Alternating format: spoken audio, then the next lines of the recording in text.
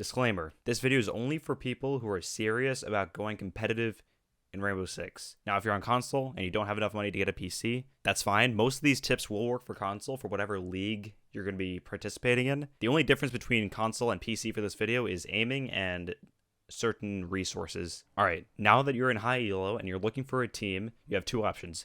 Make one or join one. Making a team is one of the hardest things to do in Siege because it's your responsibility to find the players that work well together and to keep the team composed and motivated to stay together. If you want to join a team, you're going to have to get your name out there. You need to be able to offer something that other players can't who are also looking for a team. You got to give teams a reason to pick you over that other player. Also, you cannot complain about not being on a team, because if you're a good player, teams will 100% want to have you on their team. If no team wants you, then you have to assume that you're doing something wrong, and you have to self-reflect to see what you can improve on. But even when you get on a team, you got to slow it down and keep improving, because if you get on a team and you stop self-improving, no better team will want to pick you up. Now, you might be asking yourself what you should improve on. Here's an example. Let's just say you play Ashe, 3 speeds on attack, and you exclusively play Rook and Doc on defense. I don't care how nuts your aim is, teams will 100% prefer someone who can play every single operator over you. Even if they do pick you up just because of your aim, they're going to eventually want you to play support roles. They're not just going to have you on Ashe or Rook or whatever. You cannot think that your aim alone will put you on an amazing team. Because let me give you some insight. Teams, when they hear you say, oh, I'm just a nuts aimer, all they hear is, oh, what if this guy has a bad day and he can't play any other roles? Screw that guy. Let's get this other guy that doesn't only play Ashe. Even if he has slightly worse aim than this guy is able to play Castle, Ying, Valkyrie, Mute, all the operators we need. Now, if you're on PC, the only serious place I know of that can give you a good team to start with is the CCS Discord. They have a channel in there called LFT, and all you gotta do is type in your age, your roles, your playstyle, what your goals are, and boom. I'll leave the Discord linked in the description. Now, after all this improving, you're finally on a team. All 5 players on this team need to understand these 4 rules: discipline, persistence, composure, and the grind. Now, when you get on a team, feel free to show them this video. If they don't want to listen to you, let them watch the video for themselves. With discipline, you have to set a schedule for when you guys should scrim and dry run. If you don't know what dry running is, it's basically just going over strats in a custom game with your team and only your team. Every member has to show up on time every day that is set on your schedule. The only reason teams disband is because people lose discipline, they don't show up on time, they don't want to practice or dry run, and they lose faith in the team itself. And this isn't the only area to stay disciplined in. You have to stay disciplined mid-game. You can't just go wide swinging on defense. You can't just go running out. You can't just rush side alone on attack. You have to stay disciplined. The only times you should run out on defense is if you're able to trade with a really powerful operator, or if you know you'll have at least one guaranteed kill. Think of it this way. If you jump out blind, get a double and triple kill, and that's what you're going for, those only succeed if the enemy team screwed up in some way. The only reason why that would have happened is if people aren't communicating on the other team and you're able to just get away with 3 kills. That doesn't happen against a good team that's on top of their strats. In the rounds where your runouts would have succeeded in any way, your strats would have worked just fine, and you would have won the round regardless. Just remember, your main goal on defense is to waste the attacker's time. The whole purpose of wasting their time is so that they don't have any time left to plant while your plant denial is still up. For example, smoke, echo, any kind of C4 you guys have. As long as they're still alive, wasting time is your only goal. You only engage when they engage you. You don't go swinging and peeking everything randomly. If someone is pushing for the frag on you, that is when you engage that person and you waste more time after you kill that guy. Now, as an attacker, the same logic applies for rushing site by yourself. If you rush site and it works, you kill 3 and you guys win the round because of that, your strats that you had set in the first place would have won the round regardless. Now, don't get me wrong. There are some times where rushing is necessary. For example, you drone site, you figure out a weak spot in the defender's strats, then sure, that's okay, but you have to communicate with your entire team that everyone has to rush that one spot. And then when your whole team rushes with you, that's when you'll have the highest chance of winning. Now, persistence. Always keep in mind that every single strat in Siege has some sort of counter to it. Every player in the game is just as smart as you.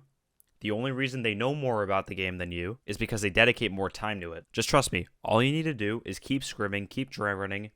You will improve, that is a promise. If you don't know where to start with developing strats, go watch CCS or CL. I'll leave both the Twitch links for those leagues in the description, but I don't recommend taking strats from Pro League just because most of the strats in Pro League are designed to counter the other team, because these teams in Pro League have about a week to prepare for the other team that they're about to face. So their goal for that week is to develop a counter strat for that team they're about to play. Now with composure, it's extremely important for the health of your team that no one lets their emotions get the better of them. For instance, raging or getting pissed off when you die, being toxic in chat, getting intimidated by the other team that seems a little bit better than you. Now with your comms, right after you die, your team knows you're a good player, that otherwise they wouldn't team with you. You can't let it get in your head that after you die, your teammates might be mad at you. You'll be fine. Instead, just call out where the guy is immediately so your teammate has the best chance of refragging and getting your trade. Now what your team will get pissed off with is if you don't call out, you don't get on cams, and you just stay silent after you die. And by the way, on my X or on my body is not a call out. Stop saying on my X. That is the worst widespread call out people give. Because if someone hears a call out on my X, they're not going to know where the guy killed you from. They've learned to not trust that kind of call out. People use it way too much to get really lazy. And the times when people do trust that call out, they go to their teammate's dead body and they get shot in the back because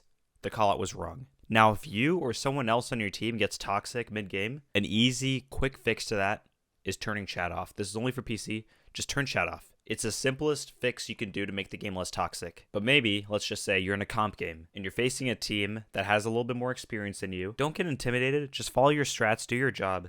And if you lose, fix whatever they exploited to beat you. It's as simple as that. Going competitive in Siege and making strats is all about trial and error. That is it. Now the grind. This is the hardest part. You have to dedicate the hours to get somewhere in gaming in general. There is no trick to this. Here's what I mean. So on screen right now, you see a pentagon. Each corner represents aspects of your life. First is the healthy social life, like going to the beach, hanging out with your friends, just going over to their house, etc. Next is work or school. Next is killing time by spending hours on Twitter, watching useless YouTube videos, or scrolling through Instagram. Next is grinding. No matter what your passion is, if you haven't put any time towards that passion, you're going to have to hustle and grind from the very start. And the final corner is enough sleep to make your passion work. Doesn't matter what your passion is. You could just be watching this video to see what info I have. Literally, the grinding option on this grid applies to any kind of passion that you might have. Now, to be successful in grinding for your passion, one of these other 4 things has to go. I don't care who you are. You simply just don't have enough time of the day. One of these things has to go. Me, personally, I gave up my social life. But if you want to have a higher chance of success with whatever your passion is, 2 have to go. But personally, I gave up my social life and useless scrolling on YouTube and Twitter. It was fairly easy for me to give up my friends in real life, just because I knew at the time my IRL friends didn't have the same goals as me, and I had no guarantee that someday they would share the same goals as me. Now, I had quite a few comments in my last video called How to Get Good at Rainbow Six Siege, and a lot of them were hating on me for saying that you need to drop your friends for a video game. But I mean, all I gotta say is, first of all, if your friends don't support your goals, they aren't your friends. They're just being selfish, wanting temporary entertainment by wanting you to hang out with them. And second, I dropped my social life, I grinded my ass off on this game, now I make a living on Twitch and YouTube. Literally ask any pro or anyone that takes gaming seriously, and they will most likely tell you that they dropped their social life for a potential career in gaming. But yeah, that's all I gotta say on how to get competitive. You can apply most of these tips to other games as well. I really hope that you found this video helpful. Feel free to comment if you have any concerns. I kind of stopped replying to comments on YouTube in general, just because they all ask me the same thing. But in this video, I'll try and get to as many comments as I can. But yeah, I will see you in the next video. Peace, guys.